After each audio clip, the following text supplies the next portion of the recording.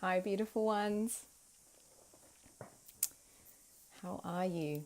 And welcome to a very, very special Spread the Love forecast. Just realised that the top of my head is slightly chopped off. I hope you're all happy and well. Let's just see how we go with this. I hope you're all happy and well. So this is a Facebook Live that I've really been looking forward to sharing with you all. Gosh, let's just see my tripod. My tripod is not being very helpful today for some reason. Feel free to say hi and let me know how you are. Let's just see if we can get this. Good. I did have this in a good place. Thanks. Healing. Hi, beautiful Hannah. So this is a transmission that we've actually been planning and preparing for a while. Hey, Kathy. So those of you that saw my Facebook Live transmission with Kim last year, you'll know that she is an expert in 13 Star Sign Astrology. There she is. She's just arrived. Hi, Shannon. And we're forming this really beautiful partnership, friendship, connection, and just co-creation relationship. And for quite some time, I've had the guidance to collaborate with and co-create with an astrologer. And every time I kind of tried to find an astrologer, it just didn't really kind of flow, it didn't really work. So I kind of just like gave up, so to speak. And then I came across 13 Star Sign Astrology, and it's really interesting because there was something that always didn't feel 100% right about the 12 Star Sign Astrology. Hi, beautiful Paul. There was always something that just didn't feel 100% right. And I couldn't put my finger on it. I didn't know why. I didn't understand it. But it didn't feel right. And then I met Kim and I had a reading and I learned that with 13 Star Sign Astrology, I'm Sun Libra and my entire chart's completely different and everything makes sense. Do you know what, Kim, if you're watching, I can't, hang on. There's something, maybe I'll just have to hold it. I'll hold it for now. My tripod's just not being very helpful today. So anyway, since I had my reading with Kim this summer, everything makes so much more sense. And I'm just completely and utterly embracing 13 Star Sign Astrology. And this is going to be the second Facebook Live that we've done. Hey, Rick. Hey, Melissa. And it's important. It's really important. I was talking to my dear sister, soul sister Henrietta, about this yesterday. We're in the process of organizing a very special event and gathering in Uluru 2020. And one of the number one reasons why I asked Kim if she would like to do a Facebook Live with me is because we wanted to talk about that conjunction, because there's a very, very special astrological planetary conjunction happening on the 12th of January 2020, and it has a strong connection to Uluru and Katajuda in Australia, or as Rock, as some people know that. It's the conjunction of Saturn and Pluto. So in this lifetime, numbers are my thing, and astrology and planetary stuff, not so much. The stars, yes, being a cosmic numerologist. But yeah, I was like, Kim, would you be able to kind of look that up and give us information on it? She was like, yeah, sure, absolutely. And then we kind of thought, well, whilst we're at it, we might as well give everyone a heads up on some kind of key 2019 stuff and 2020 stuff as well. So that's what we've done. And it even starts like tomorrow because there's a Mars conjunct Uranus. So Kim will be talking about that. And basically what we're going to do is we're just going to spend probably the next hour or so just talking about key portals, coordinates, planetary alignments, transits, things like that, and numerological dates and portals that kind of are coming up and that are happening. And we want to just give you guys a heads and a hearts up. We want to give you some information. We especially want to talk about the 12th of January 2020 with regards to Uluru and Katajuda. And there's also a very special date in 2020 with regards to Lake Titicaca in Peru as well. So that is the purpose of this transmission. For me, it's a really big one. It's really important. So for those of you that are joining us live, hi, thank you so much for joining us. For those of you that are going to be catching us on the replay, hello as well. Thank you so much. And if you're watching live and you feel to share it on your wall, that would be awesome, because that will just mean that other people can join us live rather than sharing it afterwards and people catching it on the replay. For some reason at the moment, Facebook's kind of stopping me from sharing a lot of things and posts. I'm not entirely sure why. So the more of you that feel to share these transmissions, especially if you feel them and you feel that they're helpful and useful and interesting, that would be really awesome. Hi, Chris. Lovely to have you with us. So yeah, any of you that feel to share this live or in any groups or have a watch party, that would be really, really awesome. I know that my beautiful soul sister, Jessica Regan, she's shared it with the 1111 movement. Hi to our 1111 movement family. Anyone that hasn't joined that Facebook group, over 154,000 people who all love numbers and see 1111 and number synchronicities. They all hang out together in that group. So hi to our 1111 family. Rick says 2020 seems like it's going to be the one for the world and me. I feel absolutely. So we're going to talk about that today. And, you know, being really present with kind of where we're at. But sometimes it's helpful to have a bit of intel. Sometimes it's helpful, especially for the brain, our beautiful cognitive, you know, aspects of our body. And sometimes if we understand things or we know that things are coming, it's easier to flow with them. So we'll be giving you some kind of themes and some guidance about how to best flow with some of the energies that are coming in, so that you can understand things thematically when they're happening as well. Hi, Carolina. So that's that really. And what else was I going to say? There was something else I was going to say. There was something else.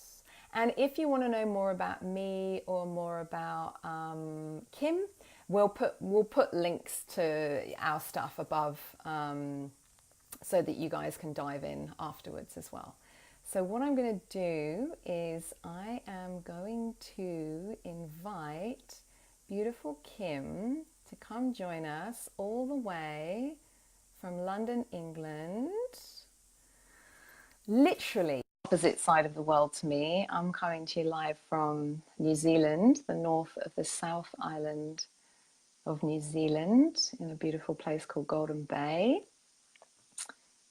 Kim is being added to the Facebook live transmission. Oh, there she is. Hi. Hey. Greetings. Greetings. How are you? I'm good, actually. It's I've been a at it little, all day with this. I It's been know. very exciting. It's a little bit late. It's a little bit late for you, bless. So thank you so much for kind of, you know, being a little bit of a night owl for us. No problem. I'm a late bird anyway. So, oh, that's what I was going to say. So to everyone who's watching, Kim and I, we're just going to kind of share. We're just going to go through the flow. If you have any questions, Thanks for sharing as a watch party, Jessica. So grateful. If you guys have any questions, please feel free to put them in the comments. But what we'll probably do, just to maintain the flow of our transmission, is we'll come back to them at the end, and we'll have a look at them at the end. But all questions welcome. But just to let everyone know who's watching. But you know, feel free to comment as we're going. So. I've already introduced you. Was there anything else you wanted to share about you and or 13 star sign before we dive in, Kim? Yeah, I mean, you're welcome to ask questions, anybody, but our website is siderealist.com, and I've also got a YouTube channel, so I do podcasts.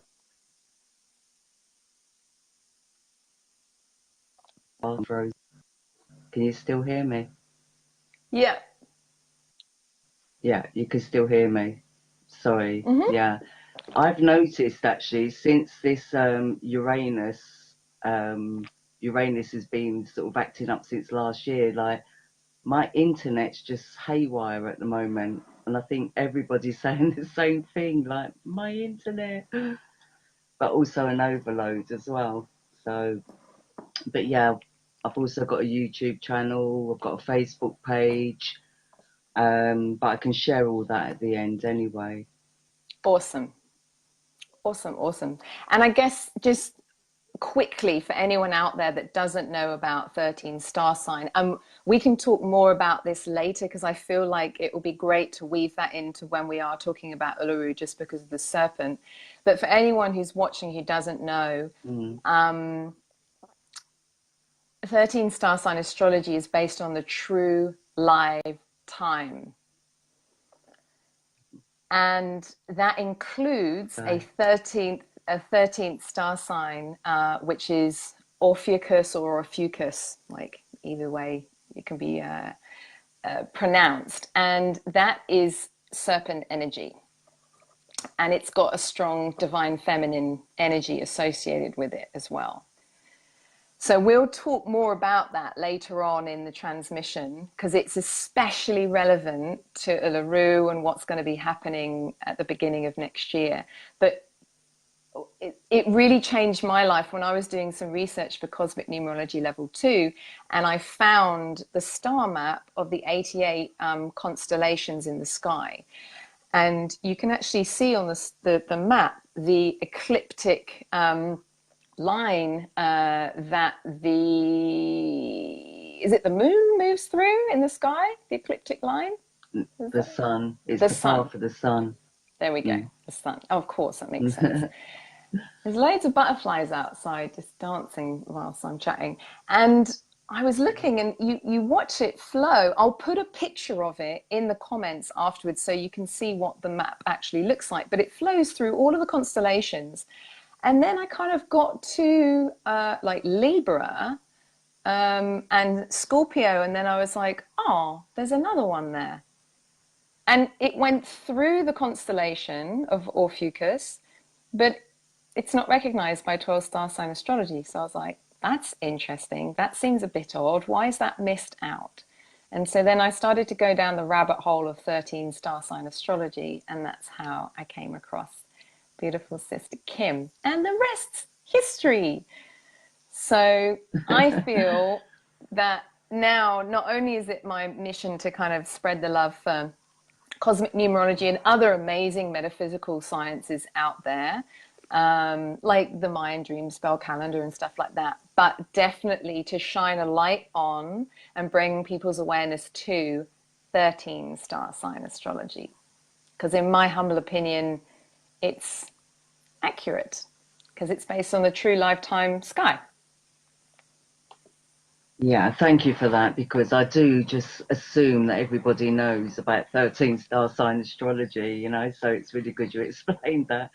So I'm like, yeah 13 star sign astrology, like, yeah, sure, of course you know about it. Yeah.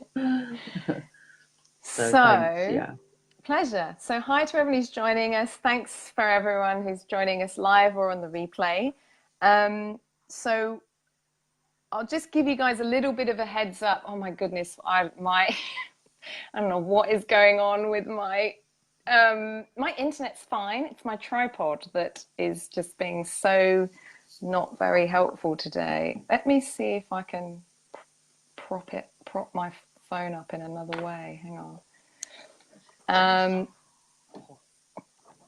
Let's see. Hi, I need to sit Melissa. up a little bit.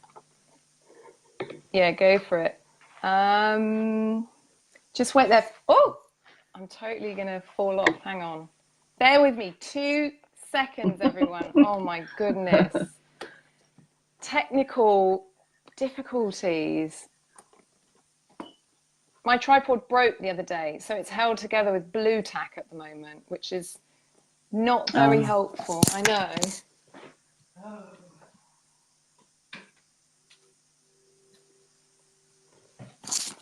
So I'm waiting for another one to come.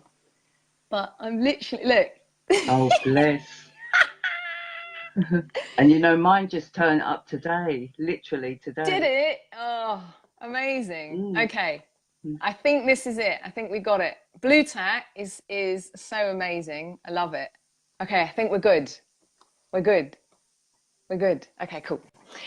So, we're going to talk about a load of cool stuff.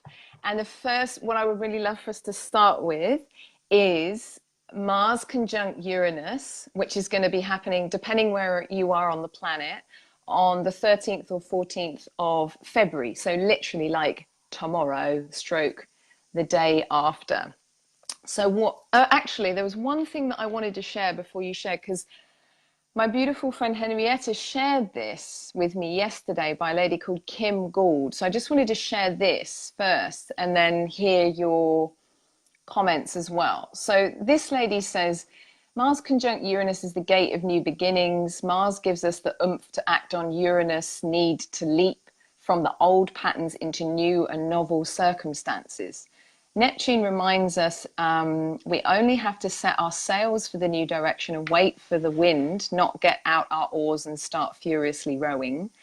The intuitive relationship between setting and sails and wind is all. Saturn reminds us to take things steady. We're beginning a long journey of new creation. There's no rush, despite the Mars-Uranus pressure to get going. And this rings really true for me. I've really been feeling this. So just wanted to hear your comments on that as well, beautiful one. Bless. Yeah, I totally agree with all of it, to be honest. So, because Mars is like a kick, you know, Uranus is like a very fast, erratic energy already. But when Mars sort of goes over, because like Mars is a faster moving planet, so as he goes by Uranus, it will give an extra kick, so it's like an extra boost of energy. So yeah, I mean, you know, because it's at 0 degrees, though 0 degrees is the void between fire and water, so it's going to be really powerful. And it's like we don't know where it's going to go, where it's going to take us, because we're just in the void. So it could just go where it will go wherever it wants to. But yeah, I mean the build up to it. I mean we're all feeling it already. We're all feeling like the tension and the nervous energy, and you know. So and it's very up and down as well. I've noticed with the energy, because I really feel energy, and I've noticed that the energy, like one day I feel pretty calm and just flowing, and then another day I just feel really intense and erratic. You know, I have to go on my flower essences and calm myself down. But yeah, I do feel really positive with it though. I just feel like, oh, I just can't wait for some change. You know what I mean? I think everyone's sort of like, I just want some change in my life. Yeah. So obviously, depending on your personal chart as well, is how it's going to affect you personally. Yeah.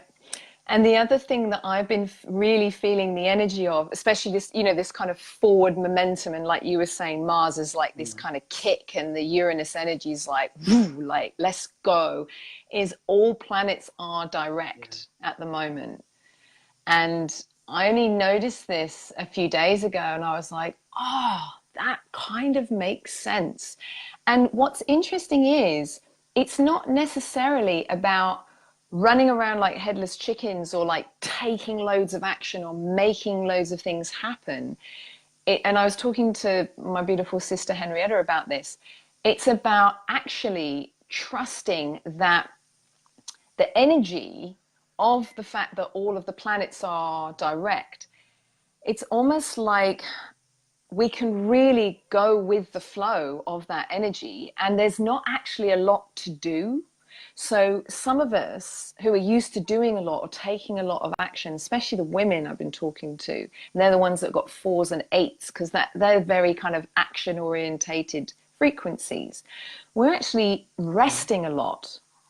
And what I'm feeling is that it's really allowing us to drop more deeply into this flow of the yin and the flow of the river. And even this month is a 5 universal month numerologically, and allowing us to go with the flow of the planetary energies and the cosmic waves. And I feel like any of us that are resisting it will either experience a lot of pain and suffering, or we'll just get so walloped that we've got to rest or we've got to be still so that the divine can support us or intervene or whatever the heck it is. So it's, for me, the only action that I'm feeling to take at the moment is if it's inspired or if it's coming from the heart. Anything that's coming from the head or from fear or shoulding or woulding or have toing is not kind of giving people an ideal outcome, I guess. Well, funny enough, I mean, I see it's a positive energy because Uranus is about higher consciousness. And like you said, yeah, you have to just go with it. You know, definitely don't be in resistance because, I mean, with me personally, I've just gone on this mad health binge where I'm juicing every day and, you know, sort of like, you know, really health conscious, and I've got all this energy to get up and prepare food, and normally I'm sitting here thinking, oh, I can't be bothered, you know. So it's very innovative energy. So it's very inspiring energy. You know, we do have some difficult aspects, but, you know, stuff has to come to the surface anyway with other planets and other things that are going on. But I just feel this energy is pushing us forward, and it's a spark. It's like a spark, like a kick to get you going. So, Yeah. but if you feel to rest, you should just rest. Yep. Awesome. Um, but yeah, I mean, I've put here, I mean, this is brilliant for sound rituals, music, singing, chanting, bonding with like-minded people. The only thing I would be cautious of is working with fire or electrics, you know, so just be careful around fire and electrics. And in Uluru, the Mars conjunct Uranus actually takes place in the 11th house, which is all about groups and social circles in 13 Star Sign Astrology. So that's all to do with public events. I would definitely say if you're having a gathering and you're using electrical equipment, you know, make sure all the safety precautions are in place, you know. So really, that's what I would say for that. It's interesting that you said that, because at the moment where we are in Golden Bay, there's a gigantic fire ban because there's a massive forest fire that's happening near Nelson at the moment, and has been happening for however many days, and the Wow. firefighters are taking care of it. So there's no fire allowed. So elementally, that's really interesting. And for me, you know, it really feels like the importance of the water element coming back in. And, you know, we haven't had much rain here either, which has been interesting. But yeah, and again, the water is all about the flow. So it's almost like we don't need the fires, because the planets and, you know, what's happening inside of us, and I guess then outside of us is the fire and is the initiation. Definitely. And Yeah. elementally, it's more about going with the flow. Yeah. Awesome. So then the next key date and coordinate, which I feel is going to be one of the most important of this year, is the March equinox. And what's March interesting, equinox. yeah, and what's interesting Oh yeah. is numerologically, March is going to be really powerful because it's going to be a 6 universal month, because we're in a 3 universal year and it's the third month of the year. So 3 + 3 is 6.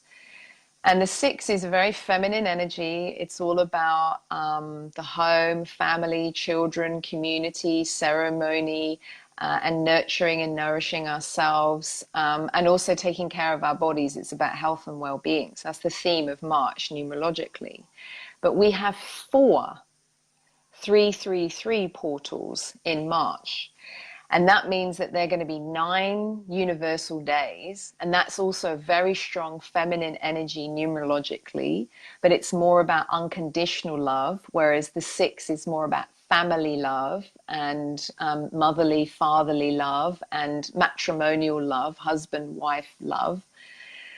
And one of the 333 portals coincides with around the equinox, because depending on where you're on the planet, it's either going to be the 20th or the 21st. The 21st will be the third 333 portal. And it's going to be Mhm. overlapping with Mercury going into retrograde between the 5th and the Mm. 27th of March. And as we know, Mercury is about communication. The 3 is all about self-expression and communication. So just from where I sit numerologically, March is going to be a really, really, really powerful month for reviewing how we communicate, how we express ourselves, how we share our creativity, especially with regards to our families, our loved ones, our children, in the home, in our communities, in ceremony, and also with regards to the past, because these 333 portals are going to be 9 universal days. The 9 is about the past. The 9 is about letting go of what no longer serves us. The 9 is also connected to trauma or emergency, or experiences of pain and suffering. So these 333 portals in particular, especially for those of you that hold 3s or 6s or 9s or 33s or 66s or 99s, they're going to be really powerful, potent days and portals. So be very conscious of how you're communicating and the stories that you're telling and the words that you're using, because there are going to be opportunities for us to be letting go of old stories or old ways of communicating to create space for the new. No, you're absolutely right, because the sun on the spring equinox or the March equinox will be in conjunction to Chiron. And Mm-hmm. yeah, because it's obviously not the spring equinox in the southern hemisphere. But I feel that Saturn's energy will be quite strong on the full moon. Yeah, the sun will be at 8 degrees in Pisces in the true lifetime sky, conjunct Chiron, but also conjunct to the goddess Vesta. So that is all about the spiritual spark. But it will also they will also be in sextile to Pluto, Saturn, and the South Node. So this is a good day to achieve a lot when it comes to responsibilities. A good day for replenishing our energies and get out of that stuck energy that we've been in for quite a while now. Um, but it's not a good day for being able to express ourselves emotionally. So there's going to be some pent up emotions. Many of us will feel like detaching from the hustle and bustle of life anyway, and just have some private time. But we also have a yod on this day, and this is with Mars and the North Node in sextile, and both are in quincunx to Jupiter. So there's a lot of change of direction here with regards to religion or lifestyle. So, but religion does actually mean lifestyle, doesn't it? Way of living. Um, so yeah, I feel there's going to be changes with regards to destiny, changing our destiny. I feel like this will involve like the medical industry or alternative healing. Um, yeah, I just feel this job might have something to do with the medical industry or alternative healing, so there might be something going on that day about that. You know, especially since our sun's in conjunction to Chiron as well. So I didn't even see where the moon was. I think that's what stood out to me the most on Mm-hmm. that day for And the and what equinox. Yeah. and what does Chiron mean? Just remind me what Chiron represents. Well, Chiron in the chart represents the wound that never heals, but it's also the learning experience from pain. Um, so it's that pain that we turn into a gift, and where we can use it to heal other people. It's where we develop our empathy and our understanding for others that have gone through similar experiences. Yeah. And that's where, that's what makes healers and alternative therapists, psychologists, etc. Yeah. Yeah. So I just, for some reason, it feels like the spring equinox, well, the March equinox, should we say, is going to be big. It's going to be really big, and it's just going to be really, really important that everyone who's watching, you're really conscious of your words on that day in particular, how you're using your words, the stories you're telling, and are the words that you're speaking and the stories that you're telling in line with the reality that you wish to be creating, or are they connected to the past or stories that you've been telling for a long time that perhaps aren't serving you anymore or serving the collective for the highest good? Because being in a 3 universal year, the one universal year was in 2017. It was all about planting seeds, new beginnings, kind of taking, really starting to focus on new timelines. Last year, 2018, was an 11-2 year. That was a very activational year. It was about slowing down, which is the two, kind of experiencing more peace, more calm, more balance in our relationships, friendships, partnerships, and with ourselves.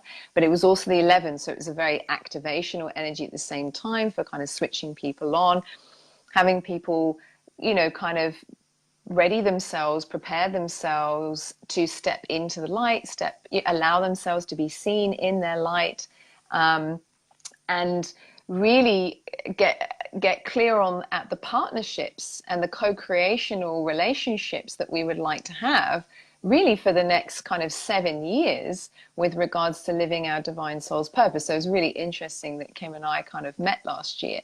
This year, it's literally, it's about that co-creation. It's about how we're using our words, the truth that we're feeling to speak and share, the stories we're telling, coming together in gatherings like you were talking about, and really paving the way for 2020, which is all about action. It is going to be a year of action. So we're still kind of readying ourselves, preparing ourselves, still finding one another, still connecting, still speaking and sharing in preparation for this very, very, very powerful, kind of masculine energy, which we're going to feel in 2020. And it is going to be the year of building, the year of weaving our dreams into reality. So all the wishes and dreams that we've had and that we've been remembering and sharing, 2020 is the year to make it happen. 2020 is the year to build and, kind of,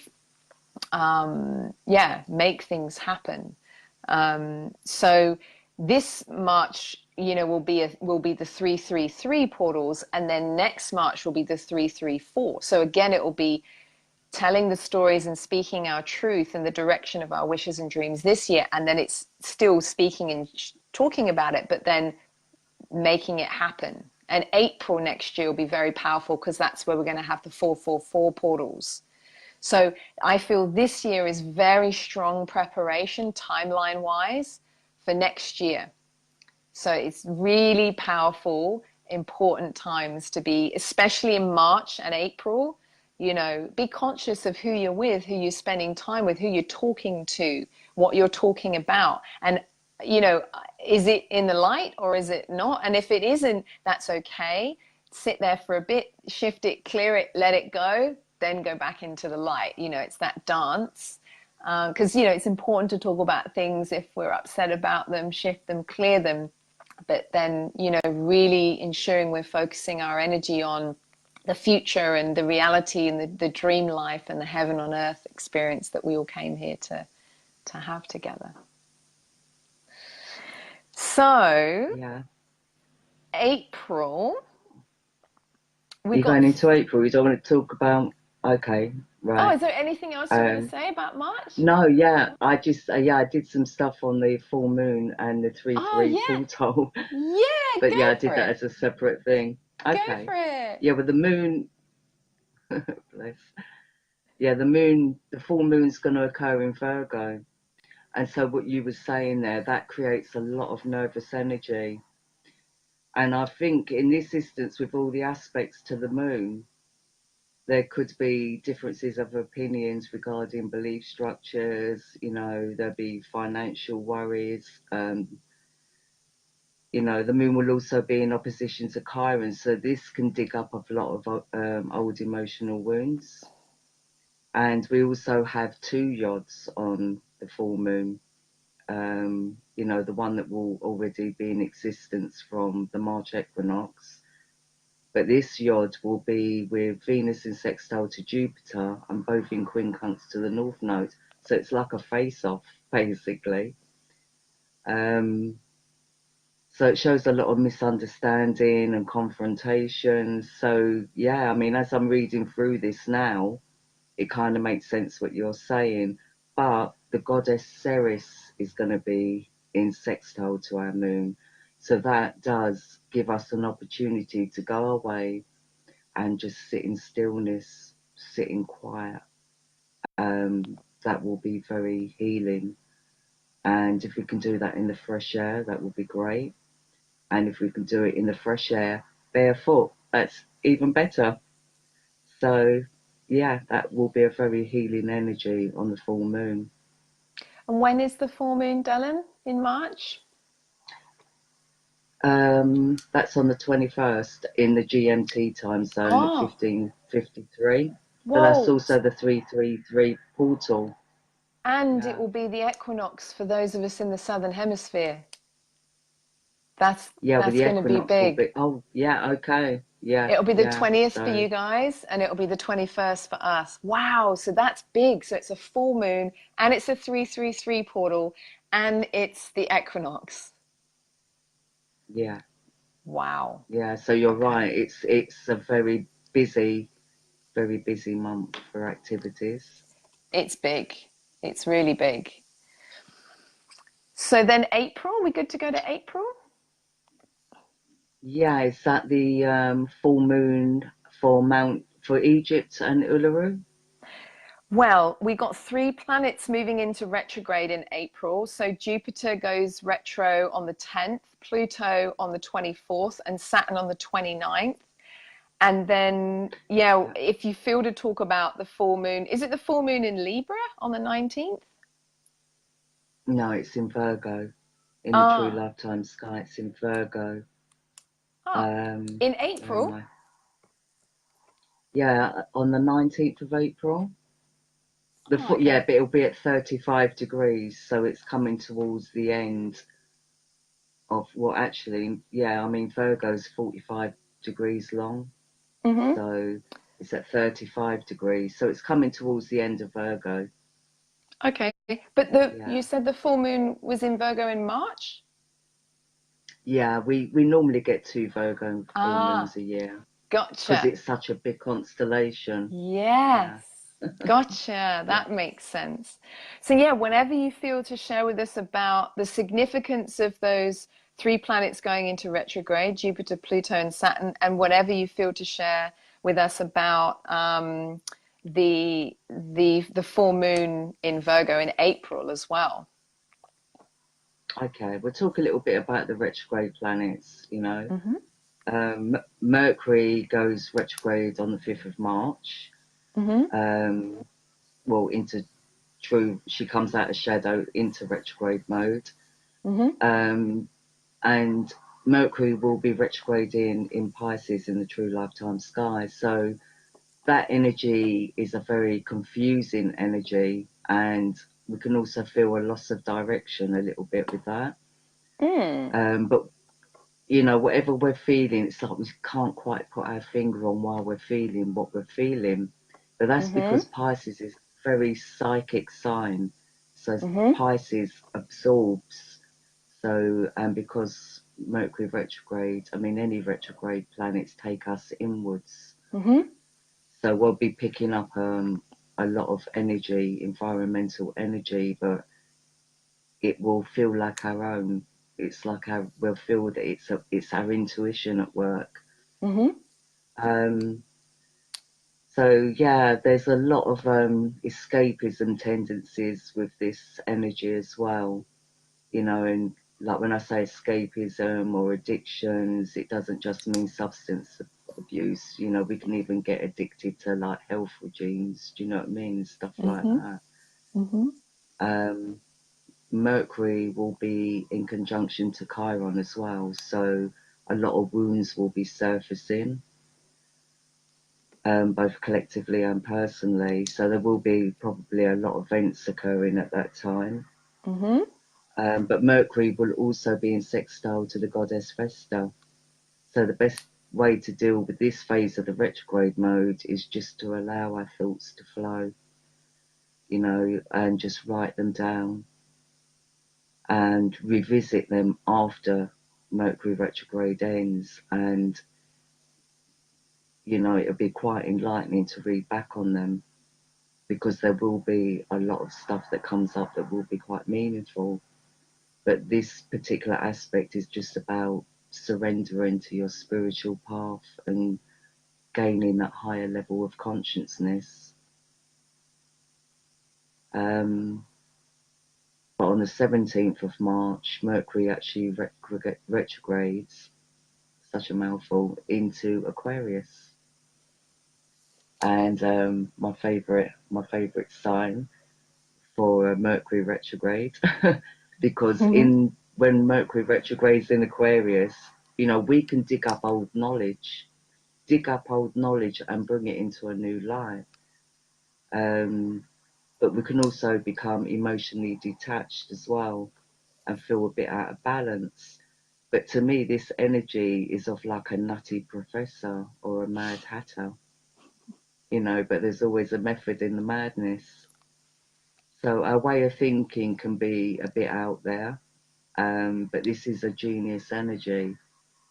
So any ideas or inventions may be a bit ahead of their time when it comes to being accepted or being able to be put into practical use, but they can be a great legacy for us to leave for our future generations.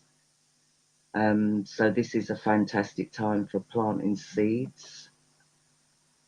And when I say plant seeds, I don't mean in your garden, I just mean in your life in general. So this is a good healing energy as well. So it's good for, you know, for spiritual healers. They, you know, rather than sort of like give the hardcore truth to someone, it's almost like you plant the seed so that person comes to their own realizations. So it's all about psychological healing and having epiphany moments. Um, yeah, and it's a time as well with the grand aspects for us to let go of relationships that are not good for our soul or our soul's growth.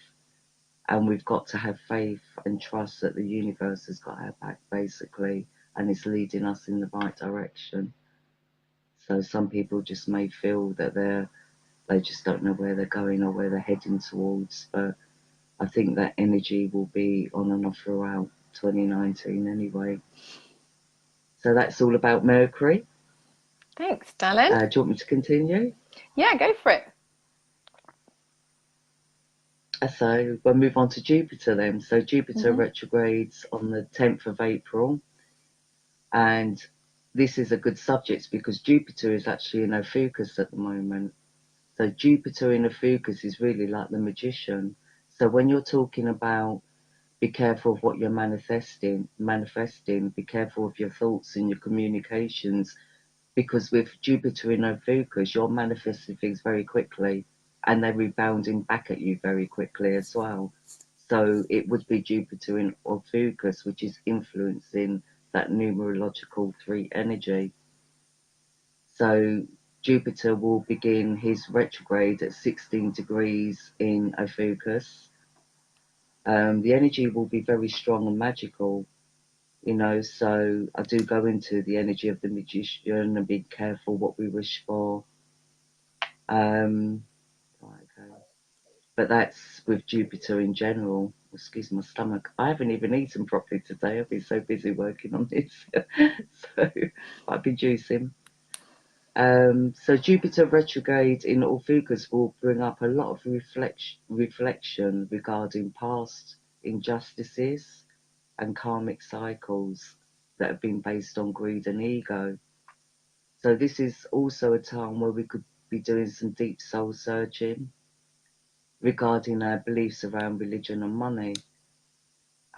Jupiter will be in square to Venus and Neptune, and this essence will revolve around self-indulgence,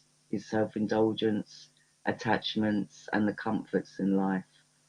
You know, so it also brings up issues around self-centeredness, and you know, it asks us to develop discipline and be more creative rather than materialistic.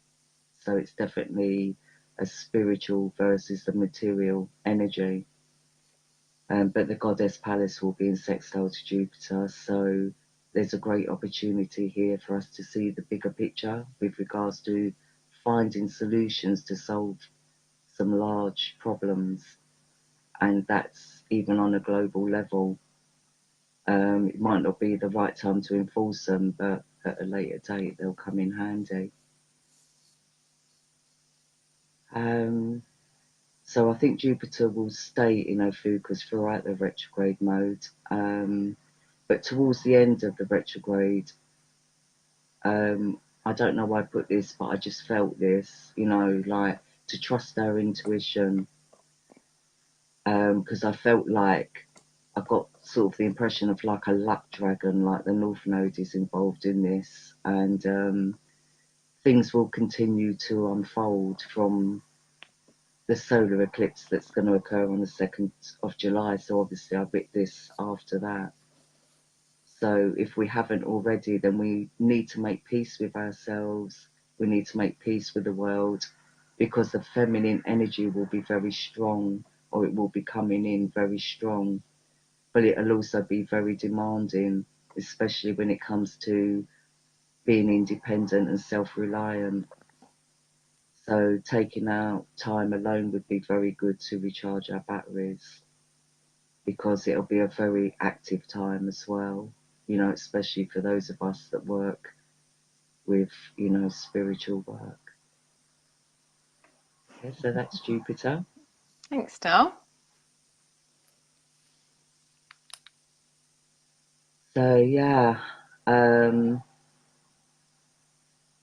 so Pluto will obviously be retrograding through Sagittarius, and because Pluto's a very slow moving planet, he'll only retrograde back about 2 degrees. But his retrograde is going to be pushing for soul growth. So that will trigger an awakening process even more so than what's already occurring. And I feel that throughout Pluto's retrograde that many will experience like very strong psychic experiences and astral projection. The element of ether, which is Ophiuchus's element, is going to be very strong. But we can be too much in our heads as well. So we'll need to do grounding techniques. Some of us could get lost in like a bit of dark energy because it's very deep energy, but it will be very eye-opening at the same time.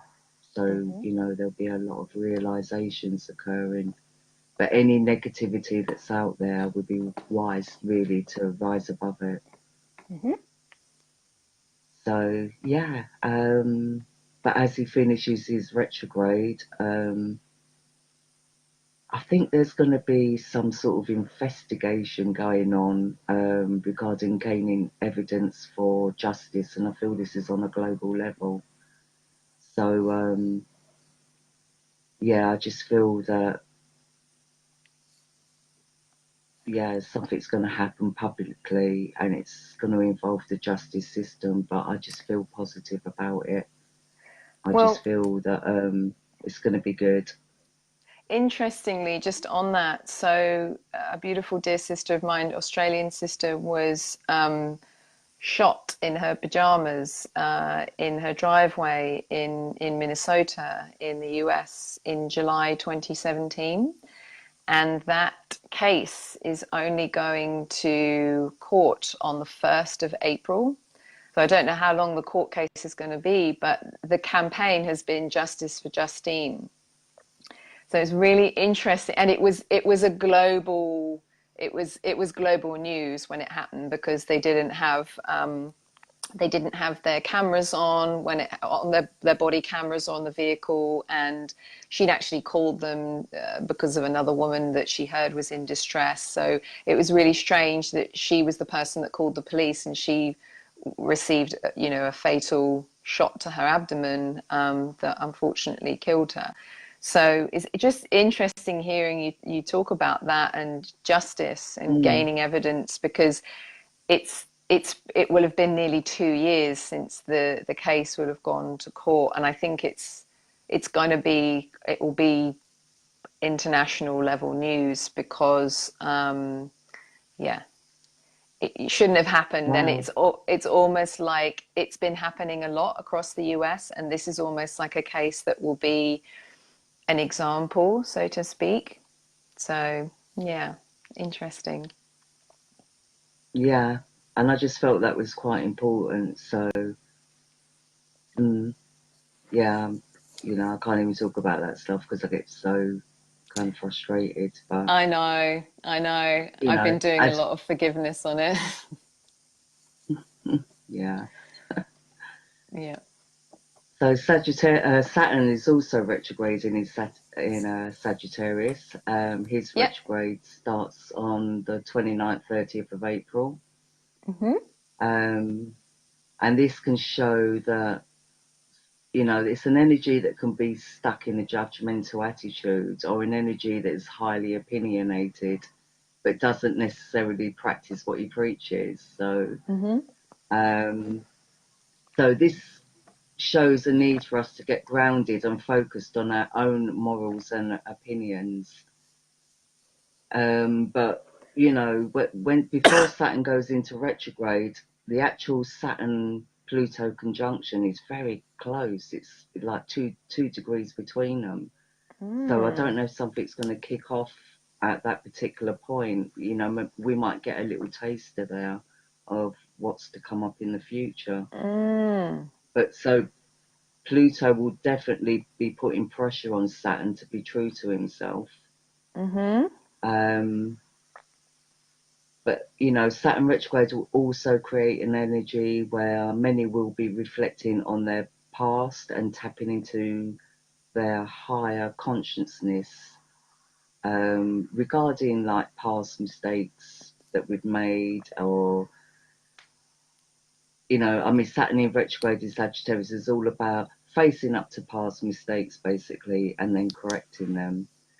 So I just feel that's going to be quite relevant, and I feel there'll be a further breakdown of old structures, which we're already seeing.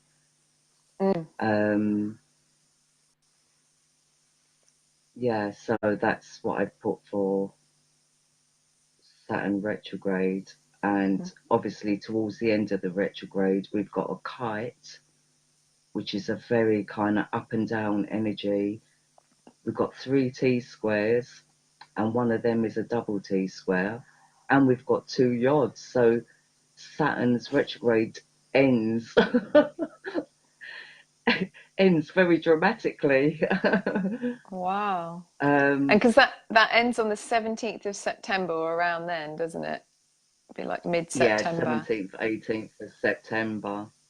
Yeah. You know, so it's going to be a very overwhelming and critical time globally, but it could be to do with certain things being revealed, and you know, when there's a public uproar, you know, it's because a lot of truth would have surfaced by this time as well. Yeah. And this But is going to be a again, year you of know, truth with the 3. yeah, yeah. I see a lot of truth coming to the surface, and even us just being true to ourselves. Mm. Yeah. Yeah, I'm always true to myself. It's taken me a long time to get there, but I'm as true to myself as I can these days. It's Oh, you're speaking too my honest. truth.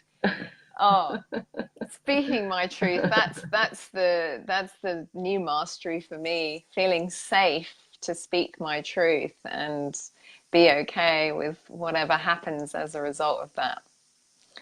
Yeah, that's my practice, I my feel daily you. practice. Awesome. Okay, So, so that's all the retrograde stuff anyway. But you know, if you did great. absorb all that, because I just rambled that off.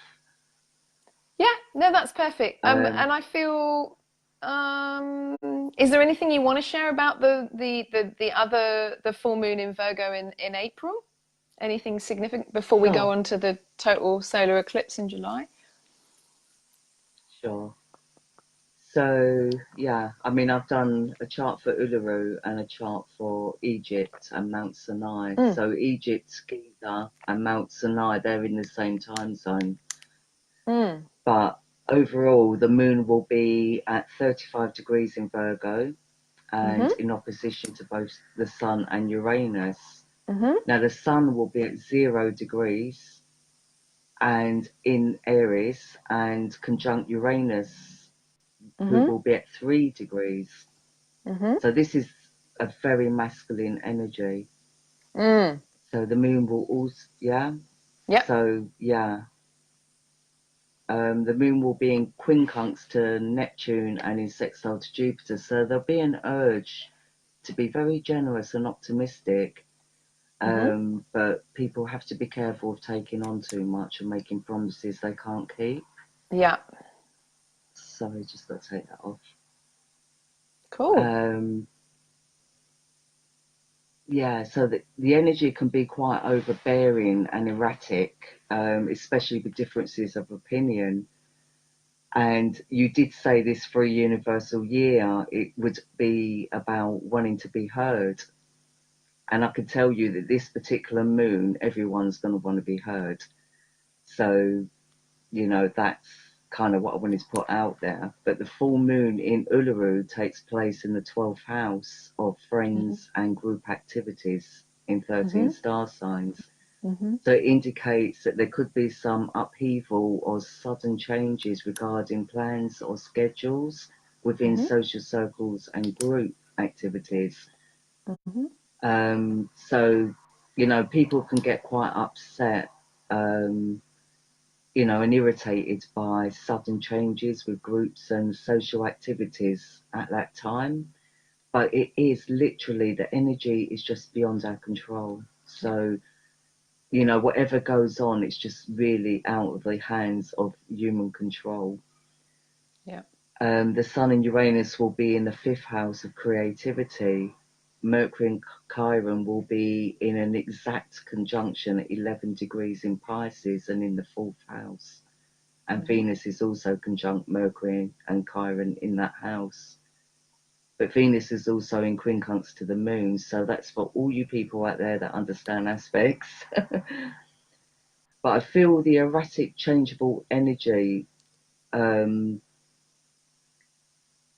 is actually beyond our control, which I've just said anyway. But there is a suggestion here with these aspects that some may go over the top to console those who are feeling let down. And all I can say is, like, I just want to say that the best thing to do is just to leave them alone and just let them get their heads around certain situations. Because I think the more you sort of like try and console them, it's just the worse you're going to make the situation. So that's just the advice I would put out there. You know, the goddess Vesta will be in Pisces, so that will emphasize the need to want to serve. And, you know, this energy will also revolve around family, spiritual family, and ancestors.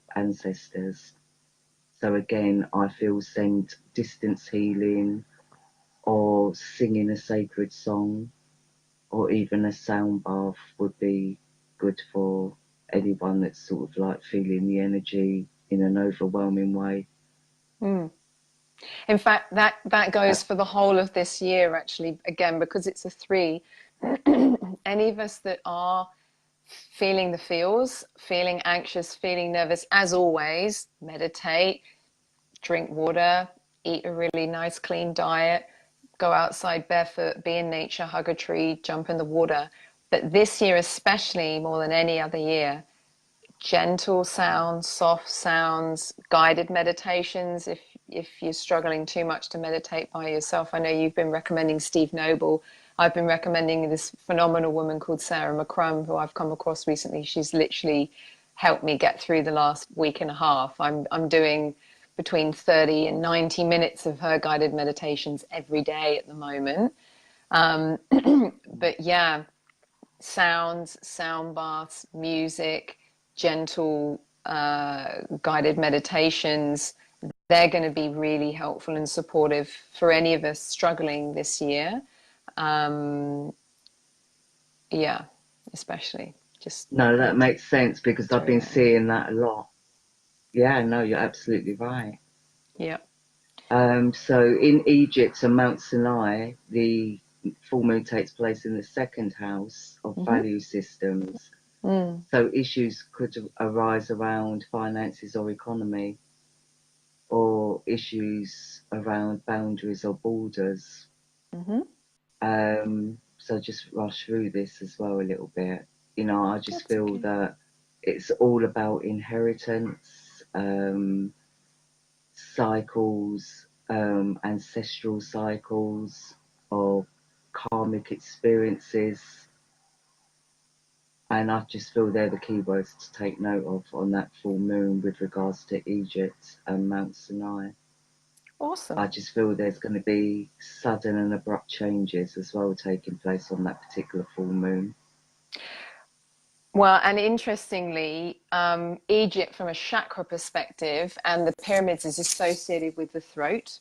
And the 3 frequency, Okay. again, is associated with self-expression. So it's just going to be really interesting to see what's happening there with regards to who is being heard on a global scale and, you know, what we're feeling to speak and share, you know, individually, and what we're needing to hear and listen to, even if we don't agree with it, even if it isn't our truth. Sometimes just hearing someone else's truth is important as well. So, you know, Yeah, definitely. that would Well, be it's definitely going to interesting. be.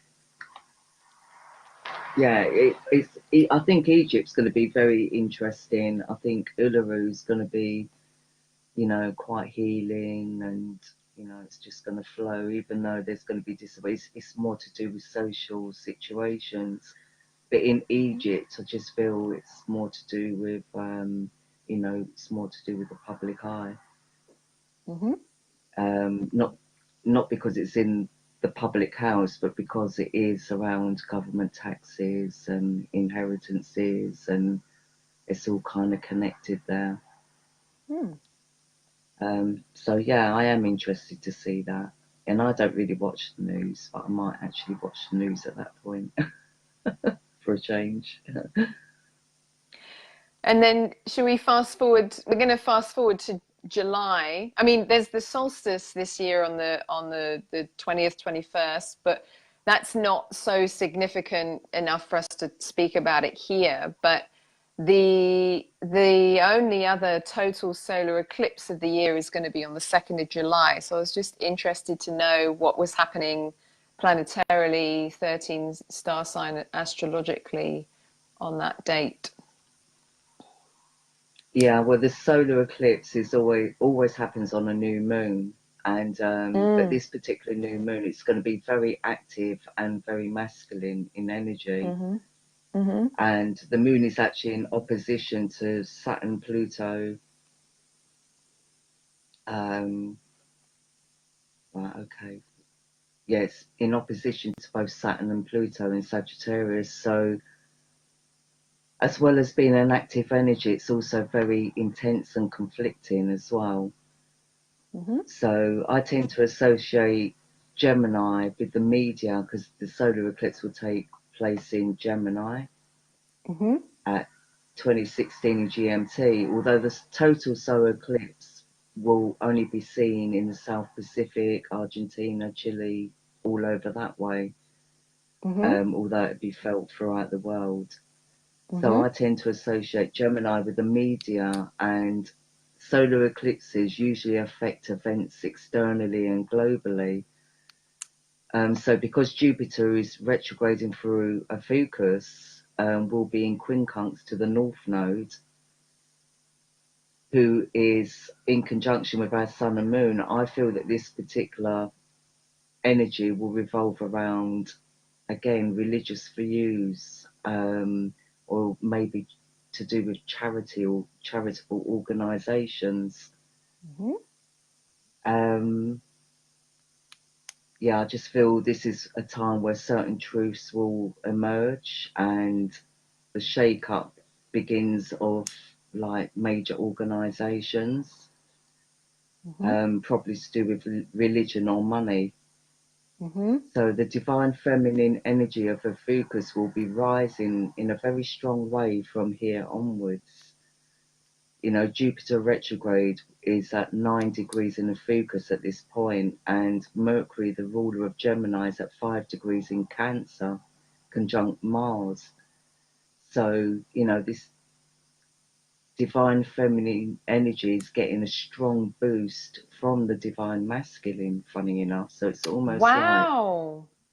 yeah, the divine masculine actually joins forces with the divine feminine to support her of her future Ooh, leadership. Right, I that's love just something that that. came through. Yeah. I love that. I feel So, that. Oh, so I that strongly feels feel that really yummy. When Mm. Mars conjuncts Uranus, he's actually going to get a boost of higher consciousness within himself. So he's going to take Ah, that forward. And it was gotcha. really lovely to see that or feel that, you know. So it kind of really made me feel positive. So, and it's funny, and I've put here, I've actually written here, it's funny because I'm only seeing this now with this solar eclipse. And this is also connected to the changes taking place with our sun, whose sunspots are diminishing or have diminished now, and which also changes the sun's energy frequency from masculine to feminine. And this energy is also connected to our north and south poles. So it's all to do with Mm. the shifting that's going on with our poles as well. Yep. So yeah, so the That masculine is energy is rising. And it's I feel that's what the interesting. Mars Uranus conjunction's about. I It's feel that. about giving I that masculine energy a kick, I feel that, move and him up a I don't know. notch. Yeah. I don't know what was happening in the new moon, but just personally, and I spoke about this in my most recent Facebook Live, there's been a lot of light, or there's been a lot of activation or energy that I've felt and that I've witnessed and observed in a lot of beautiful people in my life, in people that are in conscious relationships, and in women who are just being invited to kind of step up further. But a lot of my brothers, my conscious brothers, who are already on the path and who already, know why they're here, but they've been getting a boost. So I've been witnessing it. So it's going to be really interesting to see what will happen in the next couple of days, especially on the run up to the total solar eclipse, because like you were saying, it feels like they're linked. And just, you know, as you were saying that, it feels really nice to know that that's going to be happening at the beginning of July, because numerologically, this is when the 4 energy starts to come in for 2020. We're going to start feeling that yang, masculine, strong energy coming in for next year. So for any of us women that are, you know, stepping further into our service, further into leadership positions or whatever, we're going to feel it. And for any of the brothers that are conscious and are awake and aware, they're going to feel that charge as well. And they're going to feel like they're going to want to step further into the roles of support, especially to the women, or especially to that divine feminine energy, which is in all of us, not just women. So that feels really nice. I like that. Yummy, yummy, yummy. Yeah, I was really happy to see that, because I thought, wow, you know, this is what we've all been waiting for. But I've got to say to all the brothers out there that are conscious, it's like, wow, it's, you know, you've been a big help and a big sort of, you know, a big part of this, like universal conscience evolving into Shift. bliss. Yeah. Yeah, definitely. Oh, that feels really good. Okay, so that's everything that we were going to talk about today about 2019. That's what we were going to talk about today. Cool. So then, shall we move on to 2020? Mm-hmm. Yeah. Very interesting again. So what I want to do is I want to share these books with everyone, just to show, everyone. So anyone that's interested in anything that we're talking about, especially with regards to special places on the planet, if you don't know about these books or you haven't heard about them, they're like literally my Bibles at the moment. So they're written by a beautiful guy called Robert Kuhn. It will probably be showing it back to front because it's Facebook. This is the first book I bought. I won't tell you the story about it, but I had resistance to buying it, funnily enough. And the reason why I bought it was because it was £22.20. I mean, who puts a book at £22.20? I know. So I've been reading this book. There's lots and lots of juicy stuff in it. But the juiciest thing that I came across, and I just want to read it just to give people the context, is about this Saturn Pluto conjunction on the 12th of January 2020. And there are a lot of us on the planet that know about it. Even our brothers and sisters that have been creating the Cosmic Consciousness Conference. It's been running for the last 2 years in Uluru. They'll be running it again next year. We're going to be running an additional event. But I just want to share what Robert wrote about it, and it's because of what he's written that we're even paying attention to it. And I don't know, I keep asking people if they know where he is. Someone told me he's transitioned, so if anyone out there knows whether he's still alive or not, because I've really wanted to get in contact with him, but it's really hard to, he's very elusive, it's hard to find any information about him. But this is what he wrote. So he said, Saturn, 12th of January 2020, Saturn conjunct Pluto. Now, he says, according to 12 star sign, it's 23 degrees Capricorn. So afterwards, we'll hear what the 13 star sign explanation is. He says, the Sun and Mercury also exactly conjunct this event, making it a very precise and rare quadruple conjunction. Written about elsewhere, this is the celestial alchemist's favorite outer planet conjunction. This is only the 3rd time this special event has happened since the discovery of Pluto in 1930. The 2 previous Saturn-Pluto conjunctions in August 47 and November 82 were at the center of macrocosmic alchemical activities.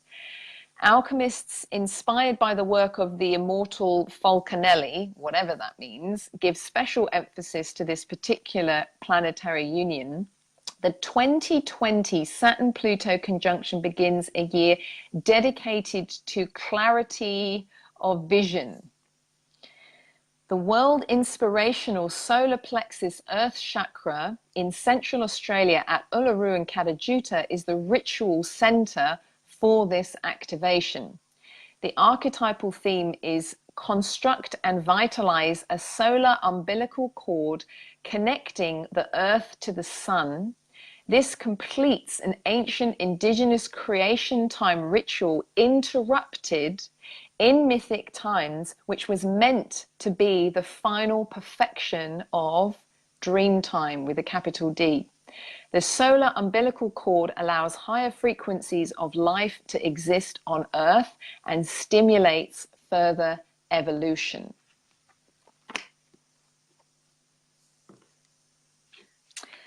Well, to support that, you know, the conjunction takes place in Uluru in the 11th house of public status and career. And I did actually put here, you know, it could be that Uluru will be the leading force behind such changes. You know, so, excuse me, cough.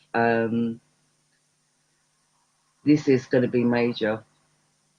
Because whatever leads up to that point, I don't know if it's going to be a slow process, because we've got to take into consideration that Saturn Pluto are already in conjunction. So the events are going to be unfolding all throughout this year. But I do see in it a big breakdown of the kind of, you know, the old systems, they're not really working for us anymore. And there's a lot of dissatisfaction with people, and like, you know, they want change, they want to live a more healthy life, you know, they want to see the plastics in our sea diminished, or, you know, because it's causing a lot of problems, blah blah blah. But anyway, that is what this conjunction is all about. So we're going to have Pluto, Saturn and Mercury all in exact conjunction at 26 degrees in Sagittarius in the true lifetime sky. So, you know, in Capricorn, it would have just been about corporate organisations, you know, corporate organisations, structures, banks, etc. And in Sagittarius, to me, it's all about religion and philosophy. You know, Jupiter is about money as well. I mean, Jupiter and Saturn, I mean, in business astrology, they're the planets you look at. But I just feel this is going to be a big transformation when it comes to religious and philosophies. And this conjunction suggests that all world religions and all philosophies will merge into one spiritual unity. And Yes. that is in Sagittarius what it means. Do you know what I mean? It wouldn't mean that in Capricorn. You know, and, you know, everyone will be committed to a higher cause that will breed optimism, where everybody will be able to combine knowledge and see the bigger picture of the whole rather than the segregations, you know, because all roads lead to God. Yeah. You know, so why do we have all these divisions and all these wars over religion? Do you know what I mean? Or it doesn't make sense, does it? You know? No. So this is a unity of soul knowledge and the freedom of speech and thought worldwide. Oh, I love that. And it also shows a great deal of balance when it comes to give and take. So there isn't going to be like over compassionate people. No, everyone's going to be balanced and in their personal power. So there will be a lot of communication that will revolve around the future of our planet, because we will be at that point where we have to be more action and less talk, really. So even though the talks will be going on, it will be like, no, come on now, it's time to put this into place and carry it through. So it's not going to be about all talk, no action. And it's going to be more serious and constructive. So this energy is powerfully transforming. And I see the world's problems that we are experiencing at the moment will be taken a lot more seriously. And I also feel that we will also be trading services rather than using money as an exchange. So I don't know if the monetary system will be wiped out as well. In Uluru, the conjunction, like I said, takes place in the 11th house of public status and career. So they could be the leading force behind the changes that will take place. But also there'll be a grand water trine with the moon, Mars and Chiron. And also Jupiter will be in the 10th house of the inner temple. So there'll be a strong spiritual willpower where people will speak up on the behalf of others, basically, as well. So yeah, it's going to be, this year's, you know, it's vital this year. And you're right, it's vital that we get it right. It's vital that we kind of move forward this year in the right way, make peace with ourselves, make peace with the world. Yeah, and it's interesting just to hear you talking about, you know, how next year is really going to be about the year for walking your talk, because this year is about talking the talk and being heard and speaking the truth, which is the 3, and next year is that 4 energy. But the first 6 months of 2020 will be an overlap of the 3 energy from 2019 and the more predominant 4 energy of 2020, which is literally going to be less of this. I mean, it's still important to talk, like we have mouths for a reason, but it's going to be about less talk, more action, or if you're going to talk, walk it as well. And the other thing that I wanted to share that was really interesting, you know, when you said about how it's going to be this unity of like soul knowledge, and this it's almost like the collapsing of the segregation or the separateness of religions or philosophies, and the remembrance that they're all connected and there is only one God, and ultimately God is love and love is all there is. And this comes back to Kinnie, which you know, is the philosophy of the original indigenous people of the Uluru and Katajuta area. And there's a really beautiful elder called Uncle Bob, and he was a teacher and a carrier of the Kinnie knowledge and wisdom and principles. He actually transitioned a few years ago, but there are quite a few of us on the planet that feel very strongly to be sharing these teachings. And for me, the teachings of Kinnie are in complete alignment with everything that you just said, with regards to the coming together and the remembrance of, you know, the fact that everything is love. And Kinnie actually means unconditional love. So, you know, it's now scientifically proven that the original indigenous people of Australia, some people refer to them as Aboriginal, they prefer to be referred to as original people, oldest culture on the planet, dating back now over 100,000 years. So in many ways, this is beyond Indian religion, beyond Sanskrit, beyond, you know, the out of Africa story, beyond Christianity, beyond any other religion. This philosophy and these principles in many ways could be the oldest culture and philosophy on the planet, which is Kinnie, which is unconditional love, which is really what we're all here to experience. And there are 4 principles. There's Ngora, which means a sense of belonging to home and the land. Walitja, which is family connecting with all life. Kurumpa, which means love, spirit, or soul. And Chukupa, which is the belief about creation and the right way to live. And it's the dreaming. It's the remembrance of, you know, why we all came here. And we ultimately came here just to experience love and unconditional love as unconditionally loving beings. So I actually feel like this gathering at Uluru could be the completion of this ancient ceremony that got interrupted however long ago. And without going into too much story, you know, things happened on that land where people and children were taken from the land and taken from their families, and, you know, the culture was disintegrated, so to speak, and it was diluted, and it's happened to indigenous people all over the planet. But I actually feel that what is going to happen in Uluru on the 12th of January 2020 is going to be a microcosmic effect, and there are going to be is going to be a ripple effect that is going to be felt across the entire planet, and especially by the indigenous peoples across the planet and across all time, space, and dimensions, because the gathering that we're intending to create and co-create is going to be in deep honor, reverence, and respect, and equal balance co-creation with the original indigenous people and the custodians of that land and the custodians of that original culture, which to many people is understood and believed as the oldest culture and set of philosophies and principles on the planet. Excellent.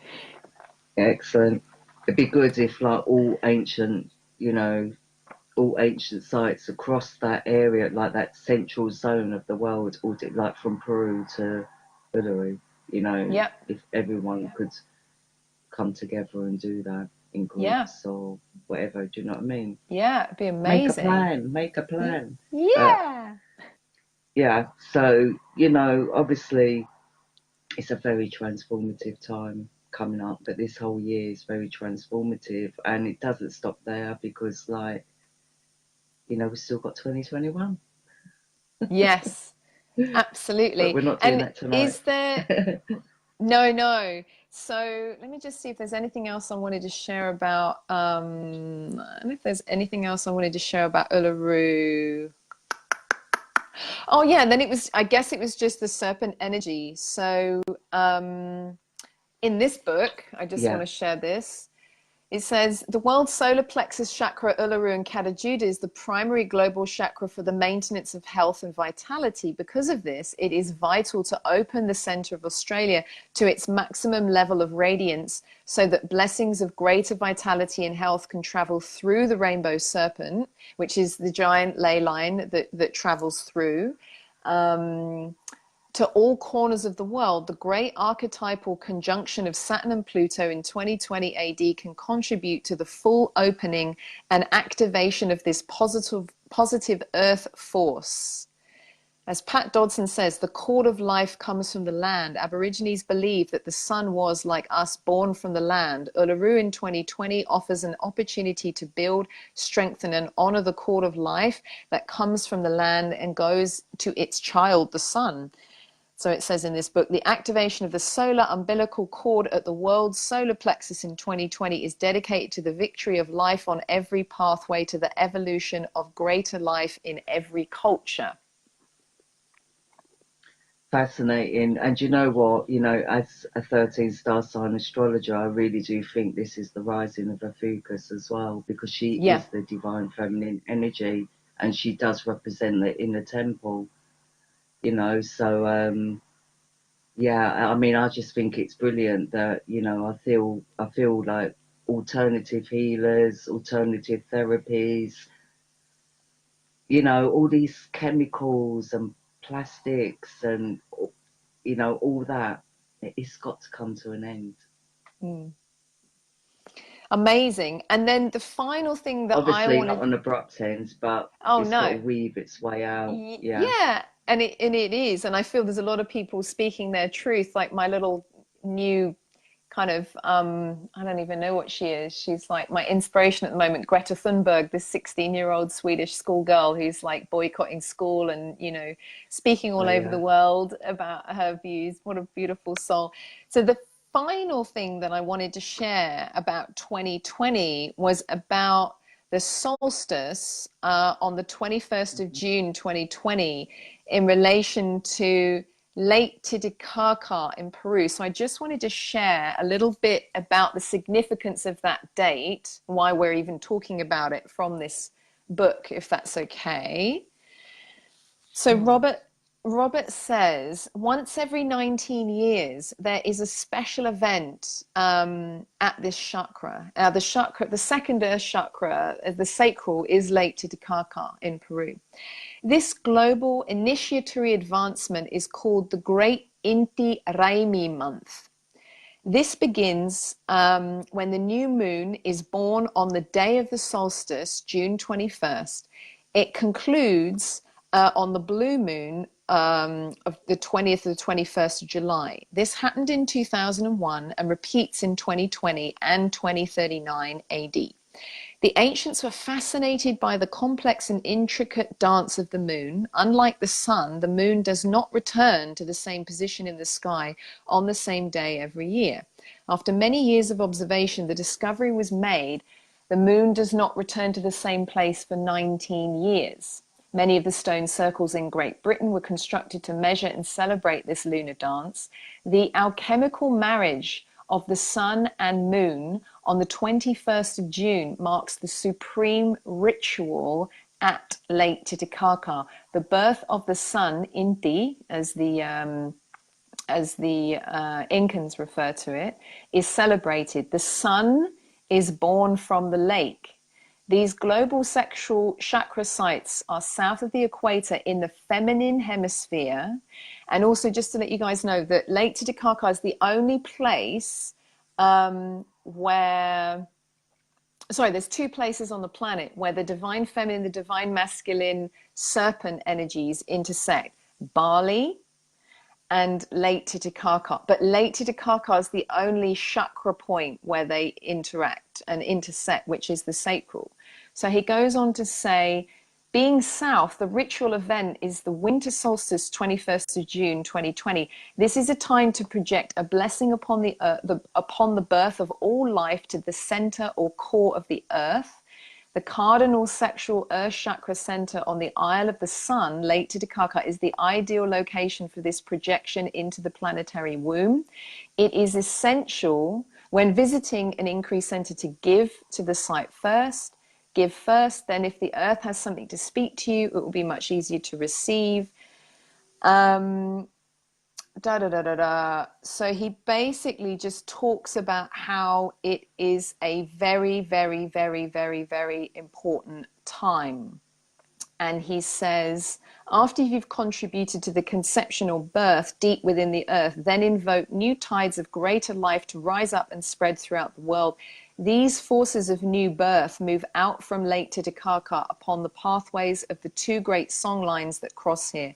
The rainbow serpent, which is the feminine and the divine feminine, and the winged feathered serpent, which is the masculine, the divine masculine. There's lots more, but if you do want to know more, you just pick that book up. It's incredible. So, it's a fascinating book. Anything to no, add definitely. From a 13 star sign perspective? Sorry, darling. No, I was going to say, you know what, when I did this, I didn't even realise it was the sacral chakra point of the earth. I didn't even know that. But it makes sense now. Because, excuse me, I've got a cough. Right. That was a bit pathetic, wasn't it? But yeah,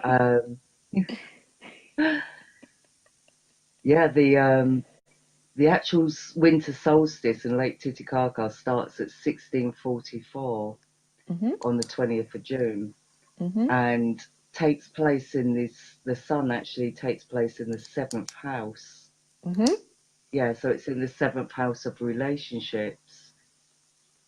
And the sun will be conjunct the North Node. So it's time for us to leave behind our inhibitions and be true to ourselves, especially when it comes to our relationships. And in Lake Titicaca, when this conjunction takes place in the 7th house of relationships, it will be especially relevant.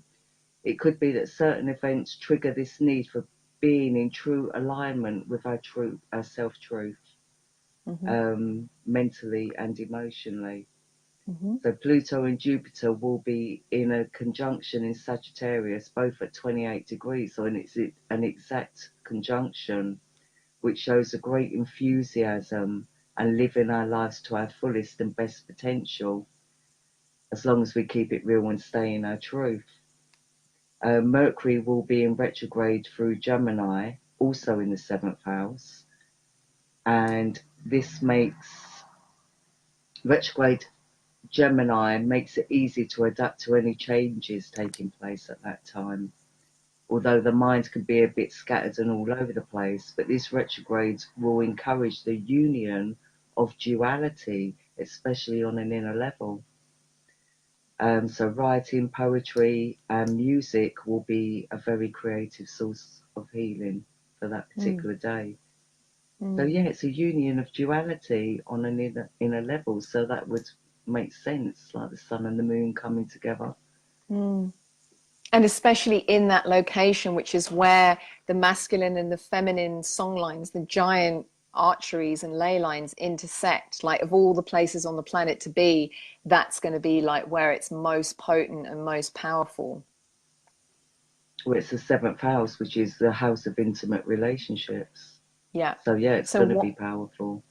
So one thing that my beautiful sister Henrietta and I have been talking about is potentially organizing an event or a gathering or something, a ceremony or something special there, especially for people that are in conscious relationships, or perhaps that are calling in their divine journeying partner. That's one thing that we're just talking about a possibility of at the moment. Okay, yeah, it'd be good. Amazing. So before we just go and have a look at the questions, is there anything else that you wanted to share from a 13 star sign perspective about 2019 or 2020 before we move on to look at the questions? No, I think we covered a lot there actually, and yeah, I think we can get onto the questions. Sweet. That's okay. And yeah. Unless you can think of anything. No, I'm all good. I'm all No? good. Good. No, I'm good. So hi to everyone who's watching. I'm just going to skip through and see if anyone's asked any questions. Let's see. Thanks to everyone who's been watching. Let's see. Oh, I don't think anyone's asked any questions. Hang on. Maybe it was like last time. Do you remember? No one asked any questions because we just covered all bases and we ticked all the boxes. So Josephine said, could you post photos as they're reversed? Absolutely. I'll do that afterwards. Yeah, absolutely. I can do that. Denise said, amazing. Thanks for sharing. Let's see. Steen said, oh, hi, Kat. I don't know if you'll see this, but greetings from your hippie friend in Denmark. Spread the love. I saw it. Beautiful one. Josephine said, oh, having a lot of serpent and dragon energy coming through. Let's have a look. She said, look up Hathor, the dull sun above her head. And then she said, what do you know about September 2020? So numerologically, that's an interesting one, actually, Josephine, because every September of every year, it holds the same universal month frequency as the year. So this year, we're in a 3 universal year. September will be a 3 universal month. Last year, we were in an 11-2 universal year. September was an 11-2 month. Next year, 2020, will be in a 4 universal year, and September will be a 4 universal month. So even though April will hold 4 portals, so there's going to be some strong masculine yangy energy there, September numerologically is going to be it's going to be the month of walking your walk. It's not even going to be a month of walking your talk. So it's going to be where the masculine, yang, divine masculine, action orientated, I guess maybe even Aryan energies. I think Aries is, and kind of Saturn energies, and Mars energies about kind of just taking action and making things happen. That's numerologically what will be happening in September, but we haven't prepped anything from a 13 star sign perspective for 2020. So hopefully that answers your question, Josephine. Robert, winter solstice is the simulation of the foot chakra when the sun is at the low point of the cosmic cross, when Virgo was in opposition of the sun and the foot star of Gemini was in opposition of the sun the same day. So Josephine said, I've been getting a lot of intel about September 2020. Well, numerologically, it's going to be the most powerful action-orientated month, like full month of 2020. And the only other times or portals in that year that are going to be anywhere near that will be April, will be the 444 portals in April. And there'll be 4 of them, I think. There'll be the 4th, the 16th, the 20th. Oh no, there'll be three: the 4th, the 16th, and the 22nd. So I don't. Do you know anything astrologically about September 2020? You don't. This is a new thing for Kim. Kim normally does her beautiful and amazing month by month transmissions for the new moon and the full moon and anything else that's special that's happening in between. But Kim was saying, "Oh, this is new for me to like look this far ahead," which is really cool. Yeah. I mean, it is a lot, but I love doing it, you know. But yeah, it's just all about time. But it's really interesting. I've loved doing it, so it's been fascinating. And Awesome. it's nice to see the pattern escalate and see the conclusion as well. Yeah. And it's So it really, oh, so sorry, it's been darling. great, like, you know, because you've just got so much knowledge of dates and sacred sites and stuff like that. So it's really good. Love it. Well, I just love how the numerology and the 13 star sign astrology just kind of like complement one another and overlap. And for me, it just continues to feel really, really true. And I'm really happy that we've got this recorded now, especially because there's a lot of my friends that follow Robert Kuhn, and that because a lot of his stuff, his explanations based on 12 star sign astrology. So I'm like, I want to take the dates because obviously the planetary alignments or conjunctions or transit, things like that, they transcend whatever type of astrology you practice, but then it's the interpretation of it and the lens and the filter through which you're interpreting the significance of those alignments, for me, is really important. And if we're missing the serpent, and if we're not acknowledging Ophiuchus, and we're not acknowledging the divine feminine, it's like, now more than ever, it is so incredibly important. And for anyone who's watching, if you're interested to know, what your star sign is, definitely look into 13 star sign, because for me, like I said at the beginning of the transmission, there was something that just didn't sit right with me, didn't resonate fully with me about 12 star sign. It always felt like there was something missing intuitively. And then when I met Kim and when she did my chart, and she can actually do charts depending on where you are on the planet. So I've lived in Australia for the last 7 years, and now I'm in New Zealand, and I was born in England. So even getting charts created or having readings based on your 13 star sign astrology chart and where you are on the planet is really important, because the houses that the planets are in move and shift, and they have different meanings, and it's so freaking spot on, and it's so accurate. It's Mm, incredible. And so for me, thank 12 you. star But I'm sign, oh, actually, pleasure. Go sorry, on. I was just going to butt You're in going. there. I will be doing a Facebook Live for people that don't know their 13 star signs, sun, moon, and rising. And Great. also if they've got a house that's very strong with planetary energy. So I'm going to be doing a Facebook Live soon to give out that information for free. Oh, But of course, if you want a personal full chart done on, and I can do 13 star readings on sort of more or less any subject anyway. Um, but yeah, definitely a transit report will let you know how the planets are affecting you in your life at the moment. And having your true natal report done is quite eye-opening, quite eye-opening.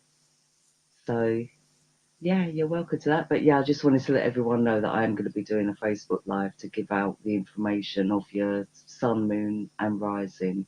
And if I feel there's any other, planet, star signs that you need to look at or take into consideration when you're reading your horoscope, your 13 star sign horoscope, of course, because I've started to do amazing. horoscopes again. Yeah. Yes, there you can access them via Kim's YouTube channel, which is Star the Good Witch. I think if you just look up Star the Good Witch and 13 Star Sign Astrology, you'll find it. I don't listen to a lot of people these days. Like you know, um, I gather a lot of my information from inside, and the ether and numerology, but Kim's pretty much the only person that I listen to from a divinatory perspective regularly, and I'm always looking forward to her YouTube transmissions and sharings. But I was just going to say, like, 12 star sign, I'm Scorpio sun, which I never resonated with. Not that I was in avoidance of it, but as soon as I found out I was Sun Libra, which just made so much sense to me, especially based on my numbers, and then had a reading. And then I've got some, what have I got? I've got a Virgo stellium or something like that, which, you know, started to make a lot of sense. All the information that Kim's given me, it's just making the most sense ever from an astrological perspective. And it means that we can do these beautiful co-creational sharings, and there will be more. Like, if you do have questions, if you're watching on the replay, please feel free to put them there. This just happened spontaneously and organically because, well, I really wanted to share about the 12th of January 2020, but then I was like, I was interested about Mars conjunct Uranus, and now I know that it feels like the total solar eclipse is going to be really significant on the 2nd of July. But I was like, oh, Kim, do you fancy doing another Facebook Live? And she's like, yeah, just give me a week or so to prepare, give me the dates. And I'm like, okay. So here we are. Here we are, definitely. So that's all the questions that everyone had. Like I said, we'll put links to my website, Kim's website, our Facebook pages above if you want to know more about us, or you want to have readings or learn from us. I'll put some photos and images of the books that I've been reading from. If you guys, quite a lot of my followers have bought these books, especially those of you that live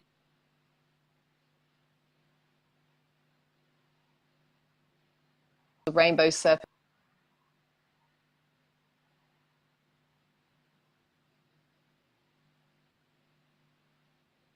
It's interesting because both Kim and I do.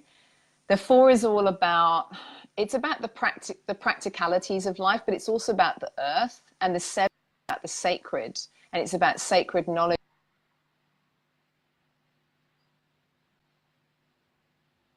That I know become particularly interested in sacred sites or the significance of them. And then if you've got a 5 in your chart as well, which some of my friends have, then you actually want to travel around. I mean, of course, we don't have to physically travel to them, but you can. And so, and you know, for those of you that know your numbers, this is something that you might be interested in kind of dipping your toe in, or you know, kind of diving a little bit more deeply into. So let's just see. So before we go, was there anything else? Was there anything else that you wanted to share, Kim, before we conclude our transmission for today? No, no, I can't think of anything, to be honest.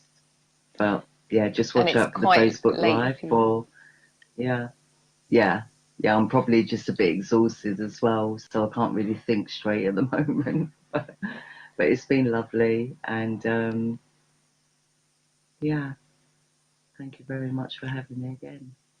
Awesome, my pleasure. So, and I do know there's going to be a few people catching up on the recording anyway. I know a few people couldn't make the viewing tonight, so I do know there'll be a few people catching up over the next day or two. Yeah. So yeah, sending everybody much love. Yeah, absolutely. And so if you've enjoyed this, please feel free to share. Sharing's caring. Facebook's stopping me from sharing quite a lot of things at the moment. So for everyone who shares this, you're going to be helping to spread the information, knowledge and wisdom further wider as possible. And yeah, if you want to know more about us and our offerings, just have a look at the links above. If you have any questions, please feel free to pop them there. And yeah, thanks to everyone who's joined us live for all the comments and the questions. Thanks to everyone who's watching on the replay. We love you. And thank you so much, most of all, to beautiful sister Kim for joining us and sharing all your amazing knowledge and wisdom for 13 Star Sign Astrology. Thank you. And as always, keep your hearts open, keep choosing love, keep being love, and keep spreading the love. We love you very, very much. Have a beautiful day, afternoon, evening, wherever you are. We love you. Thanks, Kim. Love you. Love you Bye. too. Bye.